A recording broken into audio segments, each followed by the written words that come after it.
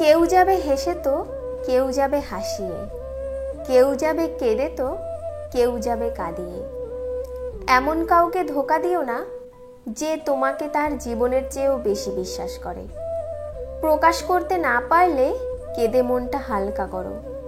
সবচেয়ে বড় নাটক, হাসতে না ইচ্ছে হলেও হাসি মুখে থাকতে হয়, ভালো না থাকলেও ভালো আছি বলতে হয়। বিয়ের পর স্বামী যদি স্ত্রীর কাছাকাছি থাকে তাহলে স্ত্রী খুব কমই অসুস্থ হয়, কেননা স্বামীর সংস্পর্শে স্ত্রী সুস্থ থাকে। যত্ন করে রাখলে সব কিছুই সুন্দর থাকে, সেটা জিনিসপত্র হোক বা সম্পর্ক। যখন থেকে মানুষের কথায় আমাদের কিছুই যায় আসে না, তখন থেকেই আমাদের ভালো থাকা শুরু।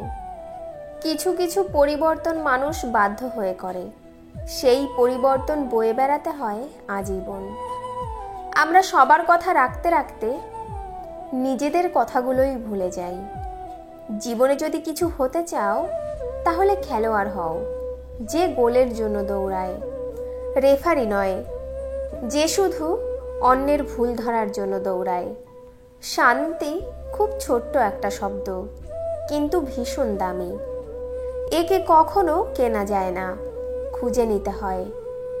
তিনটি জিনিসের উপর ভরসা করা ঠিক নয়: নদীর পাড়ের বাড়ি, ব্রেক ছাড়া গাড়ি, আর ঘর ছাড়া নারী। অল্প জ্ঞানী লাফায় বেশি, মধ্য জ্ঞানী চুপ, পূর্ণজ্ঞানী বিনয় বেশি, শান্ত তাহার রূপ।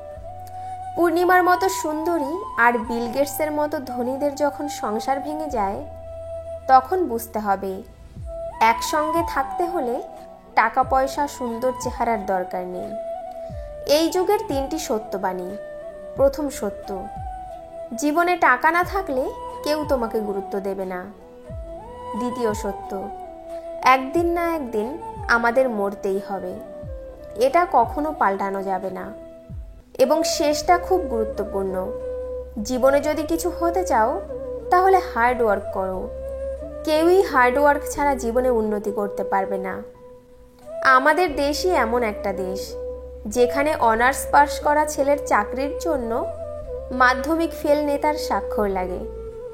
নিজে কষ্ট পাচ্ছ বলে তার কারণ হিসেবে অন্যকে দায়ী করো না, কারণ তুমি অন্যের থেকে অনেক বেশি আশা করে ফেলেছিলে।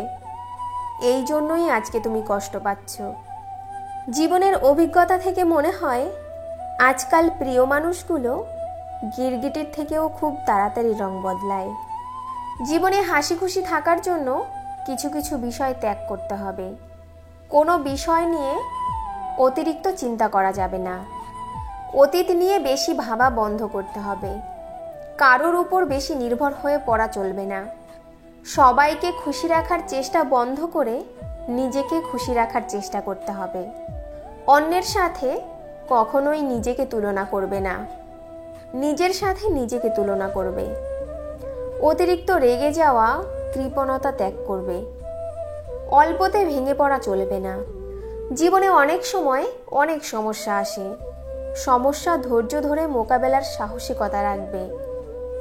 সফলতা অর্জনের জন্য আলসেমি বাদ দিতে হবে। ঘুম আর সাফল্য কখনোই একসাথে পাওয়া যায় না, তাই যে কোনো একটাকেই গ্রহণ করতে হবে।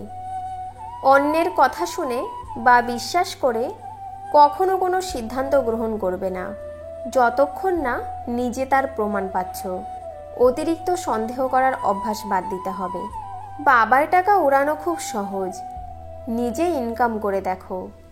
একজোড়া স্যান্ডেল কিনতে গেলেও 10 বার ভাবতে হবে। উপকার করে বাঁশ খাওয়ার পরে আর কারো উপকার করব না বলে প্রতিজ্ঞা করা মানুষগুলো কারো বিপদ দেখলেই আবার সব ভুলে যায়।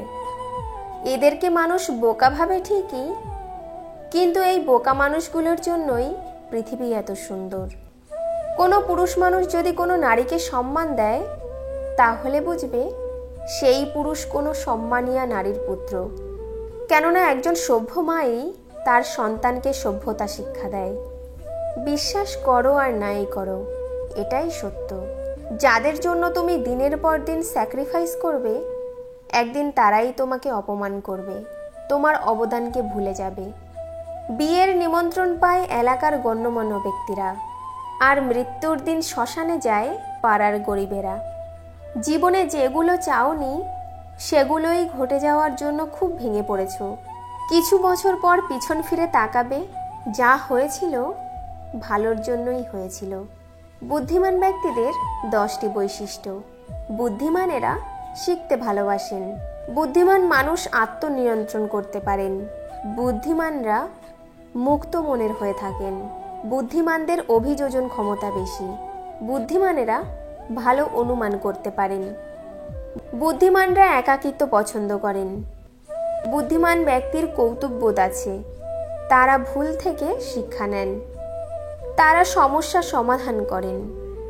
একমাত্র ভালোবাসাই তাদের আকৃষ্ট করতে পারে।